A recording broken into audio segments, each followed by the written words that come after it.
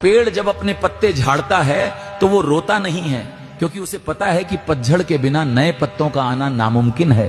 अगर तुम्हारी जिंदगी में भी अभी सब कुछ बिखर रहा है, चीजें हाथ से छूट रही हैं, तो घबराओ मत।